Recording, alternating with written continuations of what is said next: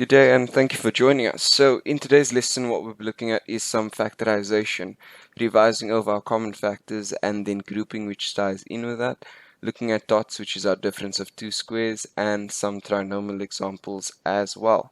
So to start off we will be looking at our common factors. So right here in our first example we have 2x squared minus 4xy. So remember when we're doing common factors we're going to be looking for the highest common factor between the two terms or however many terms there are in our question or expression, right? So we have two terms here. So what we're going to do is we're going to look at first the coefficient, then we'll look at x, then we'll look at y to see if what we can take out as our common factor.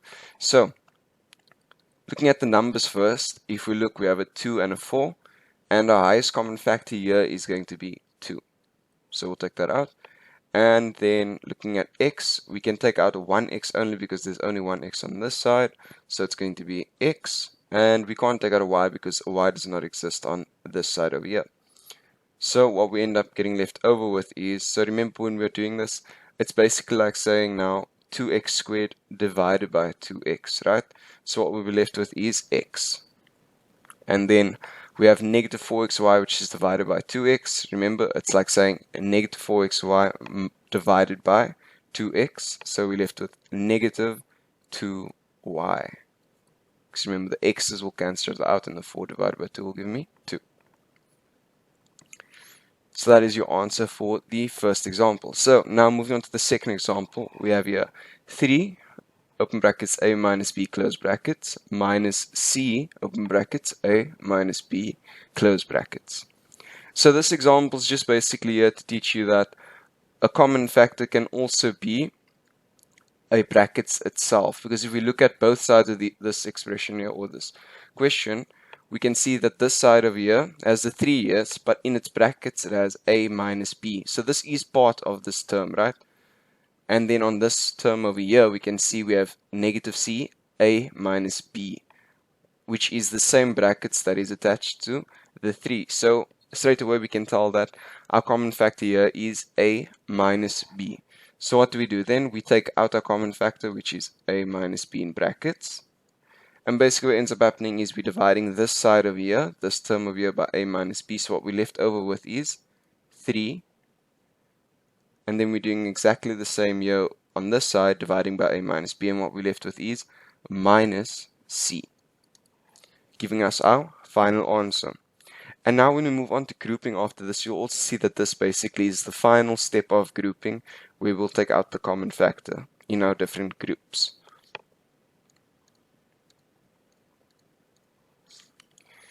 Moving on now to our grouping, we can see here in our first example, we have y squared plus 3y plus 4by plus 12b. So when it comes to grouping, basically what we're trying to do is split the example up into 2 sides or 3 sides, depending on how many terms are in the expression. And basically what we're trying to do is make groups so that we have the same brackets. If we go back to the previous example, we can see we're trying to make a situation where we have the same brackets on both sides or in both terms, so that we can take it out as a common factor. So with that in mind, let's have a look here. So a good way of also doing grouping is by way of trial and error. So whether you do not know what to do or you know what to do to get the brackets, you can try it and see if you get the same brackets. If not, try a different pair to work with. So what we'll do is we'll start off with a pair that's given to us. We have y squared plus 3y. So we'll keep that as a pair over there. We'll take out a common factor in these two. And then we have 4by plus 12b. We'll take out a common factor in these two. And most times what you'll also see is that you'll see the brackets before you even get there. So you'll see we got a y and a y over here. So those are going to be the easiest to work with, right? So our common factor we can take out here is going to be y. So once we've taken out y, so remember we're only working with these two terms over here, y squared plus 3y. So what's left over is going to be y plus 3, right? And then moving on, we're going to move on to the second half over here. So what can we take out from the second half to try and get us to brackets y plus 3? So straight away you can see if you'd want to get this y by itself, you'd have to divide by 4b to get rid of the 4b, right? So what we're going to do is we're going to take out the 4b. Remember, it is a positive 4b because remember, there's still the other side of the expression. So we have to keep that plus sign for the 4b there.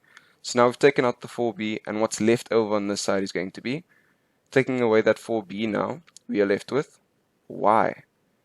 And now we're saying 12b divided by 4b as well. That will give me positive 3b. Oh, my bad. Sorry. The b's will cancel out, so we just left the positive 3. And now you can see that once again we are back to a scenario where we are left with two terms with both brackets attached to them, right? So we can see here that we have brackets that are common here now. We have y plus 3 on this side and y plus 3 on this side. So straight away we know that we can take that out as a common factor, so we'll take out y plus 3 from both terms. And what we're left with is just the terms by themselves, right? Because remember, we're dividing away those brackets. So we're left with y plus 4b. And that gives us our final answer in that example. Moving on now here to the second example for grouping, we have 2a squared minus 2a minus ba plus b. So what we need to do here is exactly the same. So we're going to keep these as a pair, and we'll keep these on the right as a pair as well. If that doesn't work out, we'll try a different pairing. So what can we take out here first? I see straight away that we can take out a 2a, as 2a exists in both of these terms. So we'll say we'll take out the 2a, and we're left with a minus 1. So what can we take out this side? So we know, looking at the brackets here, we have a minus 1. That second term is a negative. But if we look on this side, our second term is a positive. So how can we change that sign? Is by taking out a negative, right? So what we can see here, we already have a negative b in front. So if we take out a negative b, it will change the sign of the a and the b in brackets. Cool. So we'll take out that negative b. And so basically what's happening is we're saying negative ba divided by negative b. So we're left with a positive a. And then we have positive b divided by negative b, and we get a negative 1. So you see, by taking out that negative, we were able to change the second term in the brackets to a negative as well, because it was a positive initially, and we knew that a positive divided by a negative would give us a negative. So once again, we can see we have brackets that are in common. So what we'll do is we'll take out those brackets, a minus 1, and what we're left over with is 2a minus b, giving us our final answer for grouping. So now moving on to dots, or difference of two squares, we have straight away here x squared minus y squared.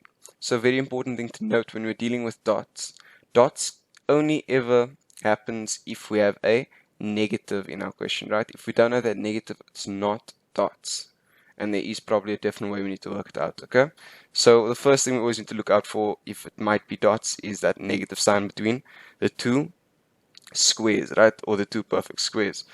So how are we going to square root this? How are we going to find or factorize this? By using dots. So we know with dots we're going to have a positive and a negative bracket. So it's very easy when we're working with dots. So what we'll say is the first term, what do we times to get the first term, right? X squared, we times x, and we times x. And then when it comes to the next one here, we have y squared. What do we times get y squared? We times y and y. And that is as simple as it is to find our answers in dots. So we'll move you on to the next example here. Once again, we can see that negative, so we know we're probably working with dots because we have two perfect squares, being 1 and 25. So what we'll do is we'll have the brackets, and now we'll say, okay, what I need times to get 25x squared? So we already know to get 25, we need to times 5 by 5.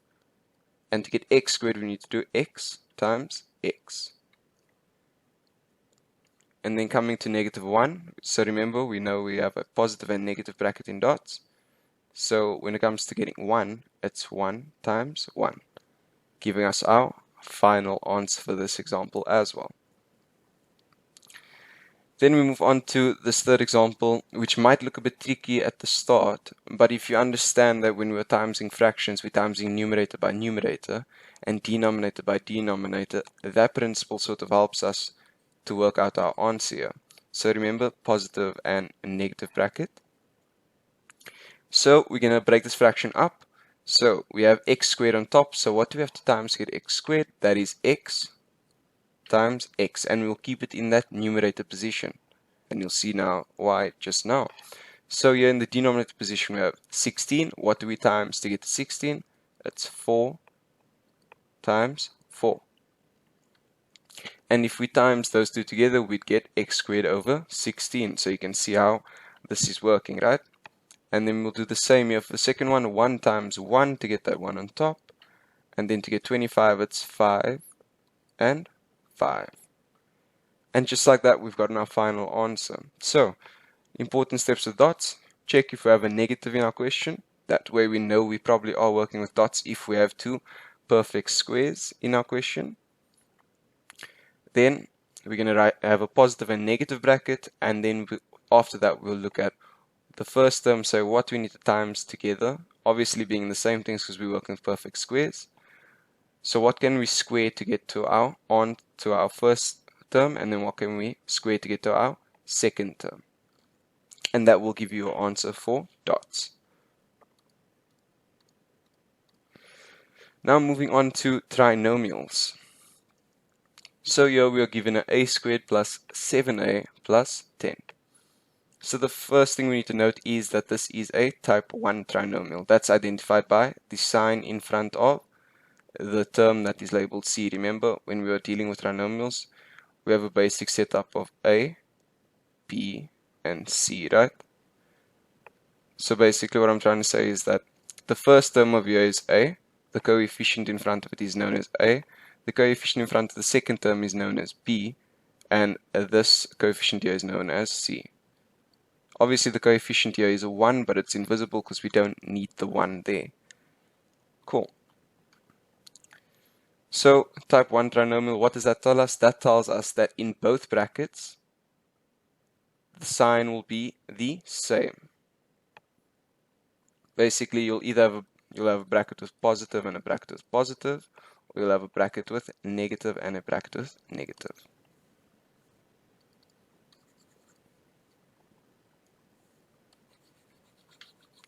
So moving back to our example now, what we need to do with trinomials first is have a split bracket. And so we have a and a, because we know that a times a will give us our a squared, so that will always by standard come down if we don't have a coefficient in front.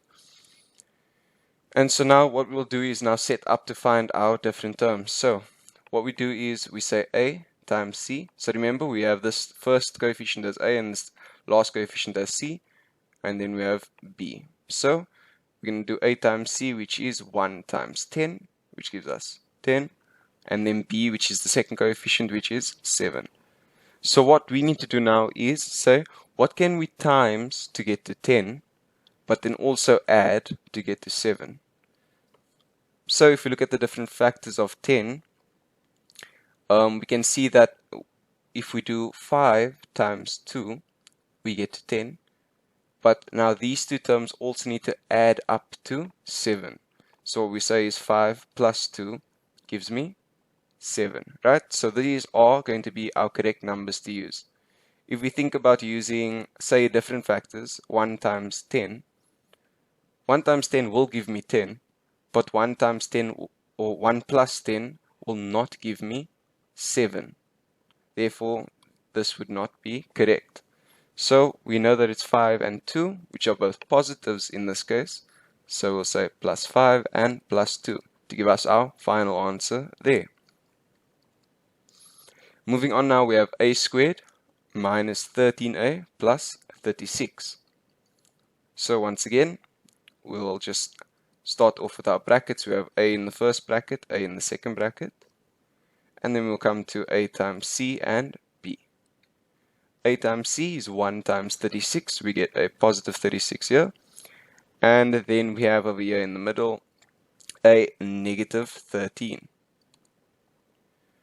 Cool, so what we need to do now is think about what can we times to get to 36, but also add to get to 13, but bearing in mind that this is a negative 13. So also we have to note that this is a type 1 trinomial. So both of our terms will have the same sign and both of our brackets will have the same sign, right? So what can we times here? Let's see. If we look at the different factors, we know that there's 3 times 12. But if I times 3 times 12, it'll definitely give me 36. But it won't give me a negative 13. Cool. So looking at a different factor now, we can look at 9 times 4. 9 times 4 will give me 36, and 9 plus 4 will give me positive 13. So straight away we can see that what has to happen is we're not working with positives, we are working with negatives, right? Because we know that a negative 9 times a negative 4 will still give me a positive 36. But what happens here is we have negative 9 plus negative 4, which is basically minus 9 minus 4, which will give me negative 13. So what we know is then we're working with two negatives, and those being negative 9 and negative 4. So we write that in, we have negative 9 and negative 4. And that gives us our final factorized trinomial there. Moving on now, we have here x cubed minus 8x squared minus 9x. So we can see that this isn't a typical trinomial, so what we can do is see if we can bring it down to 1. So we can see straight away there is a common factor throughout this, and that is going to be x. If we take out x, we're left with x squared minus 8x minus 9. And now we can see we're working with a normal trinomial. So we have x taken out still, and then we'll have our two brackets open, x and x, because we have that x squared over there. And now we'll look at a times c and then b. So straight away I want you to note this is a type 2 trinomial, which means that our two brackets will be different signs. So that's what a type 2 trinomial means. We'll have a plus in the one bracket and a minus in the other. So a times c is going to give me negative 9. And then b is going to give me negative 8. So we know we need to have one positive and one negative. So we'll do, let's have a look at negative 9 times positive 1. That will give me negative 9. Negative 9 plus 1. And that will give me negative 8. So we know that our answer is going to have in the brackets negative 9 and plus 1 being our final answer. And then coming over now to our final example here, we can see we have a sort of big coefficient over there we're dealing with. It's 15. So now we're dealing with the example where the coefficient is greater than 1. So how do we go about doing this? First thing we're going to do is we're going to bring it down as 15x times 15x. Now we know that 15x times 15x isn't going to give us 15x squared, but we need to set it up in this manner so that we are able to work out the final answer. So we'll stick to a times c and b. So 15 times 12 gives me 180, and this is a negative 36. Cool. So what we need to look at now is what can times to get to that, but also add to get to that. Remember, this is a type 1 trinomial, which means both brackets will be the same. And because we have a negative b, we are going to have two negative answers over here, right? Two negative brackets and two negative terms that will times there. So we can try negative 30 and times by negative 6, because we know already that negative 30 minus 6 gives me negative 36. And then here we'll have, once again, negative 30 plus negative 6, which will give me negative 36, as we said before.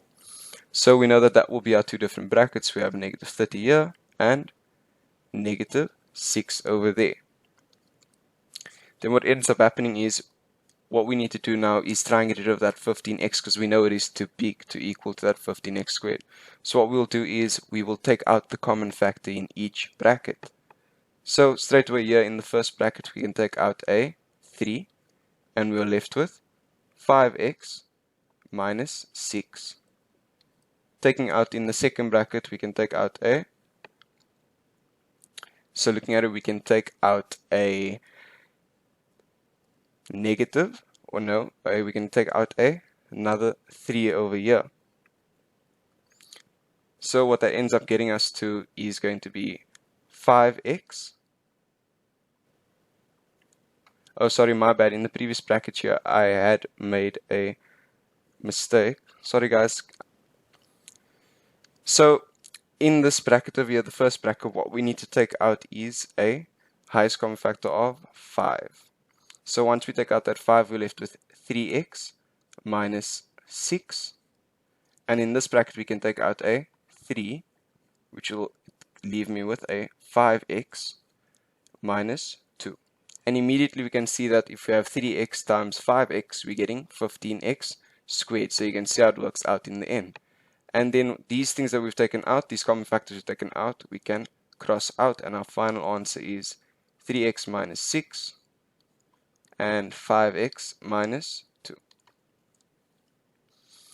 Well guys, that's going to do it for today's lesson. Thank you so much for joining, and I'll see you in the next one.